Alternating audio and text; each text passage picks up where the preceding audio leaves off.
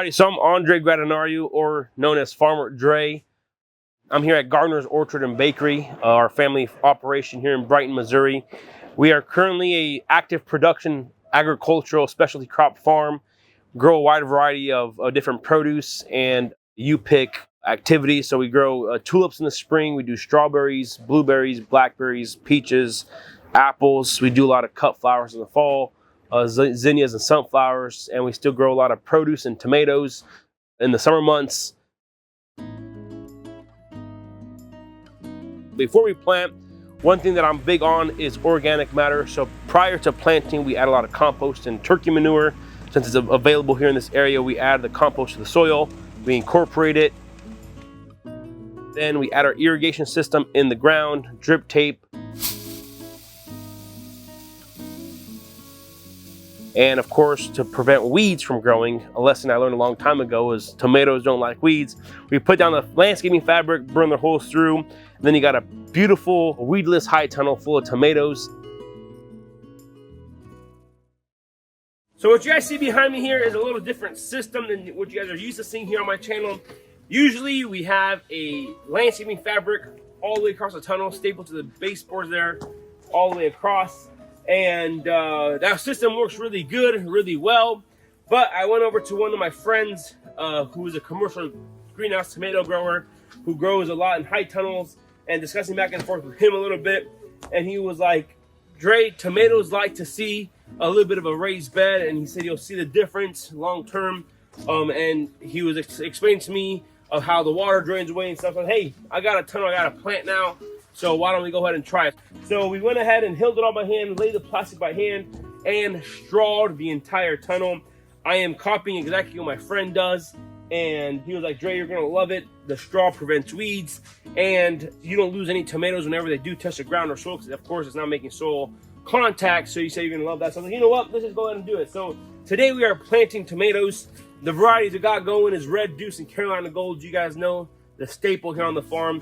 And we are planting. These plants are looking awesome. The majority of these plants that I'm planting, I did use my Mennonite friend. He started all the tomato plants for me this year. But yeah, today, typical system, raised beds, plastic mulch, straw, and like always, I turn on the irrigation system before, make sure the beds are nice and wet, and let's go ahead and get to planting. Alrighty, folks, you guys know the drill. With the plastic here, on the fabric, everything's already pre-drilled and cut, but over here, I got this rod here. I'm going to measure, make a small hole there on my finger. As you guys know, the secret to planting tomatoes fast and easy is making the soil a nice muddy mess. So look at that. My fingers are nice and wet. Just go in here with these tomato plants, shove them all in as far as you go. The deeper you go with these tomato plants, the better off they're going to be. So variety I plant now is Red Deuce. Red Deuce is awesome, really good flavor. Our folks here at the farm store, farmers market, they all love the Red Deuce, and they're one of my favorites. Easy to grow, awesome yields, awesome flavor. So as you guys see here, it is going super easy, super nice, can't complain. Look at this. And these are all determinate tomato varieties, so it goes pretty quick. This planting deal makes it nice and easy.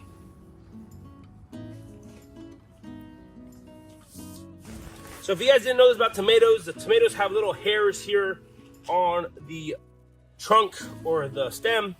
And with tomatoes, the deeper you plant them, the more root system you're gonna have. So that's why with this, when I poke this hole, I go as deep as I can to bury that tomato stem and the root system, and I bring up the dirt. So look how much I'm burying it. It's, burying it 4 inches or so, and it just creates a healthier tomato plant long term. Like I mentioned, with this plastic, it's a little more work here, but we shall see how it goes. And with these raised beds, I believe we're gonna get a little more higher soil temperatures, so that's gonna be awesome. And yeah, I'm just excited about tomatoes this year. I put a lot more effort into them this year than I have in years past to grow a nice, beautiful crop of tomatoes. Look at that, absolutely fast, amazing. They are growing. Can't complain about that. So you can plant a ton of tomatoes in a hurry. You got a system down, you know what you're doing, it goes real fast and real awesome. So yeah, excited.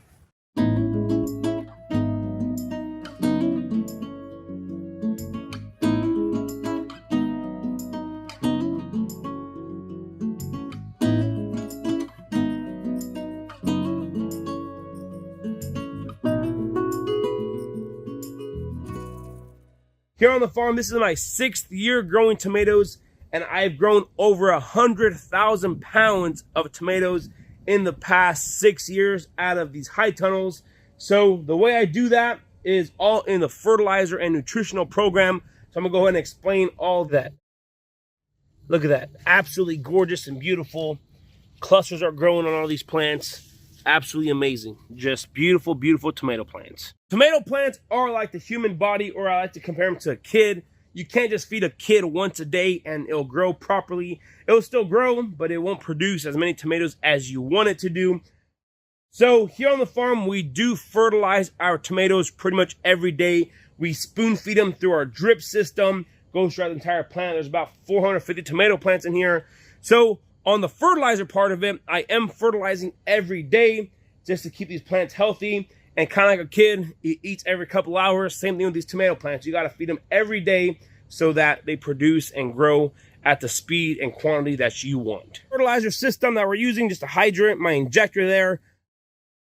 And these are the 2 fertilizers I use. This is my Master Blend 4-1838. This has 4% N, 18% phosphorus, and 38% potassium, and that's a calcium nitrate. So I put 7 pounds of the Master Blend 4-1838 in one of these high tunnels per week. So one of these high tunnels gets 7 pounds of the Master Blend per week, and then the calcium nitrate is 3.5 pounds per week. So when you count it down every day, you got to put on a pound of Master Blend per day in these high tunnels every day, from the day you transplant to the day you harvest. So that is a secret to success, is those 2 fertilizers. And here on the farm, we have really rich soils with a lot of clay. So a lot of the micronutrients already in the soil. But if you have poor soils, take a soil sample, see what you're lacking on, and then you will see what you will need for your soils. But here on our farm, calcium nitrate and that Master Blend 4-1838 fertilizer is the key to success. So this is my fertilizer injector right here. This is what I use on all my greenhouses here. This is what I use in the strawberry field. This is what I use to fertilize the strawberries, blueberries, blackberries, all of our peaches, apples. So this injector right here, just this black piece, is what I use for our irrigation on the back. We have a 2-inch pipe. So this pipe right here is 2-inch. And I turned it down to the injector here. But for the tomatoes, since I am using a hydrant, this is a 3/4-inch pipe. So the way this injector works, it uses the motion and the energy from the water to suck up the fertilizer in your system. So right here, as you guys can see, the water flows through here. And whenever I'm not irrigating, whenever I'm not fertilizing, I just leave this through. There's no water passing through the injector because there's not enough pressure to suck it up. So whenever you do want to use your injector, you just close the valve here and it starts sucking up. And one of the biggest things you got to keep in mind with this particular injector, since it is run off of pressure, you must have enough outflow to create the suction. So that's one of the big issues why some of your guys' fertilizer injector isn't working, is you guys don't have enough output or flow through for the injector to stop working. So what I use in a high tunnel, this is a 30 by 96 tunnel. There are 7 rows of tomatoes in here. I use the 6-inch emitters on the drip tape. On the drip tape, there's many different sizes. There's 4-inch, 6-inch, 8-inch, a foot. You can even get 18, 24. I mean, there's some drip tapes out there that are 36-inch emitters. So every 3 foot, there's an emitter. So on the 36-inch, so if you got a really far spacing between your emitters, then you're going to have a little bit of water dripping through. But the tighter or the more often you have an emitter, the more water you're going to go ahead and allow to flow through your system. So whenever you buy a pack of drip tape, it should say on it if it's a half gallon per hour per foot, or or per 100 foot, or whatever the box says. So the drip tape that I use is a high flow, and it's every 6 inches. So whenever I turn on the water, what I do first here is I allow the header line to get full of water here, and then right now there's a lot of output. There's a lot of flow going through the irrigation system. So if I turn this way, look how fast it's sucking up. I mean, look at it. It's sucking up really fast. And a lot of folks are like, hey, whenever the the lines are getting filled up, it works great. But whenever lines are full, then I have problems with the irrigation system sucking up. And I have the same issue. So if I leave the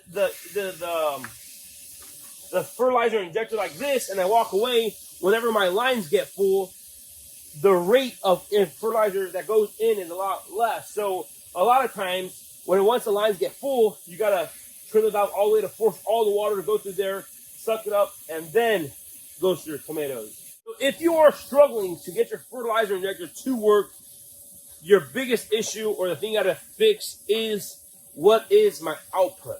If you're just trying to fertilize, if I was trying to fertilize just one singular row of tomatoes here with this system, there's not enough output to fertilize the entire, continuously in the entire row, just because there's not enough output there. So you guys see my lines are starting to get full here, and it's not sucking up anymore. There's a little bit. So if I trim this more to get the water going through there, it's going to continue to suck it up even more and more. So that's one thing to keep in mind. With this type of system, you have to have enough output of water and flow of water to be able to get the fertilizer to go through there and suck it up. I am just sucking up some triple 20, and you can hear, I mean, if you can hear the water, right now my lines are full. So whenever I do this, you can hear it sucking up, and it's almost closed. If I close it max, it's just sucking up like no other. Look at that. So my output on my irrigation system is working properly. And I'm, like I said, I'm fertilizing 7 rows here. So look at this. All these plants are getting water. They're beautiful. They're growing nicely. But I'm fertilizing all 7 rows, all 500 tomato plants at a time. I'm not just doing one singular row at a time. That's one big thing to keep in mind with this particular fertilizer injector. Like I said, it works great for me because we do a larger volume of plants versus something else. But that's why your fertilizer system isn't sucking up, because you don't have the flow or the output. Like I said, there are more expensive fertilizer systems that you can get. If you buy a Dosatron, you guys can purchase those, but they're really expensive, and it is more precise. I mean, I'm going to give you that. You get what you pay for. So if you're buying a Dosatron, that's $500. Every ounce of water that goes through that fertilizer injector, it doesn't matter if it's 10,000 gallons an hour or a gallon an hour. You know, it's going to be the same rate. Well, and you're paying for it. But if you're trying to go the cheaper route and you're trying to do kind of what we do here on our farm, then this $30, $40 injector works great. You just got to know how to use it properly. And like I said, the biggest thing you got to keep in mind is I'm doing 7 rows at a time. If you're just trying to do 1 row in your garden, this fertilizer injector might not work as great. You might need to fertilize your entire garden all at once to make it work and make it worth your while. And then, of course, for our trellis system, we just use a nice standard T-post about every 3 to 4 plants. Whenever these tomato plants get 4 to 5 foot tall, and with 30 to 40 pounds of tomatoes per plant, they get really heavy. So you need a nice structural foundation there. When we first started, we used to use wood poles, and then we figured out, hey, that whenever you get some wind in here, if someone forgets to turn up the sides in a windstorm, your trellis starts falling over.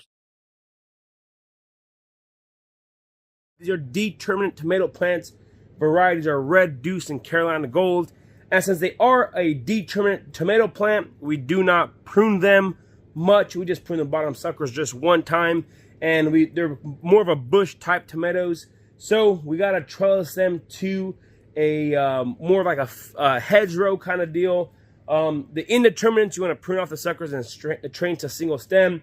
These are a bush type. So I'm out here Florida weaving the tomato plants. So we're putting 2 strings in every pole here, going once that way, coming back that way, and kind of sandwiching the tomato plants between the strings. So that is the way we trellis our tomatoes. I got my pipe here, my fancy pipe. I got my box of string on my hip, and I am running up and down the rows, staking up these tomato plants. It goes pretty quick. That's why we love the system. It's called the Florida Weave. So let's get her done. Alrighty, so I went ahead and tied off this to the pole. I got my pipe here, and the reason you gotta want a pipe is so that I'm not bending over. I know there's guys that don't like the pipe. It makes my job 10 times easier. So box of string here is just regular tomato twine, just regular PVC pipe tied to the pole. I come in here and try to get underneath all these tomato plants here. I go to this pole, wrap it around and pull it tight.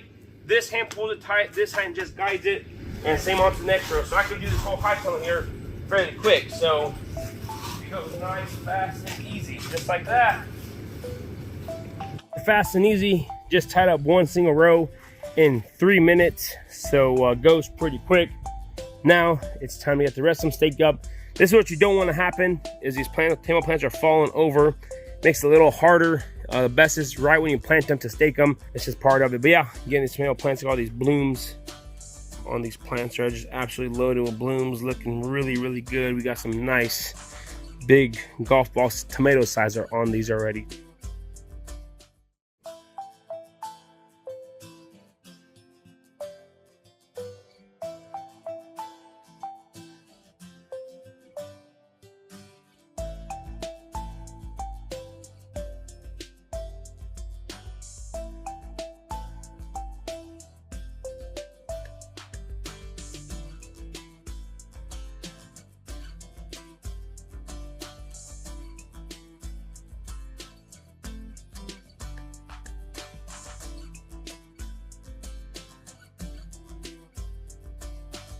So food safety when it comes to tomatoes, one of the biggest things we keep in mind on the compost we do use, it's been composted for over a year, so it has had time to break down and work.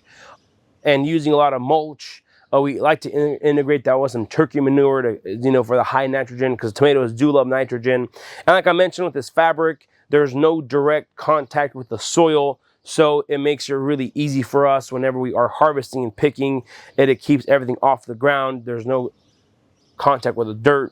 And another thing we do is we use a lot of different fertilizers that allow us to produce an awesome crop that are safe and fall in the category of the what the parameters of the food safety is. So with that, we're very aware of what we got to do, and that's one thing we keep in mind is if I don't like the product, I'm not going to sell it. So when it comes to the food safety part of that, that's one thing we keep in mind. So how we market our products, we are currently still going to farmers markets. We attend the farmers market of the Ozark in Springfield and the Bolivar. We still do some ones during the week. Currently, we're still selling them through our farm store and our farm market and our produce stand off the highway in the summer months. So that's the main market we sell our tomatoes to. All the tomatoes we do grow here on the farm are sold here by us. We don't do any wholesaling. We don't do any distribution, so it's all sold by us, grown by us. And then of course with that, you got to take consideration, what do you do with all your seconds, what do you do with all your canners. We do have a bakery here on the farm and a kitchen, so we do make a lot of our own products and salsas and stuff as the value added side of with the leftover tomatoes and stuff. And then of course, whenever we get overrun with tomatoes, we do big sales, and folks really love our tomatoes. So that's kind of overview of our tomato crop.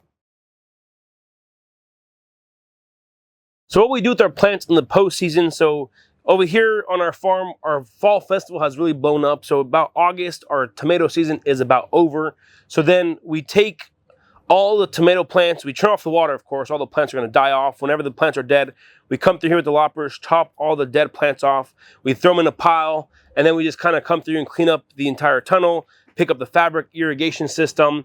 And then we usually like to incorporate a cover crop if we have the time. I like to use daikon radish and ryegrass. Builds a nice organic matter and mass. Grows all winter long. And then whenever that's done, we incorporate it back in the soil. Then we do compost our own tomato plants. We put them back in the compost pile. And then use that as organic matter the next season or the next seasons to come. So that's our postseason progress.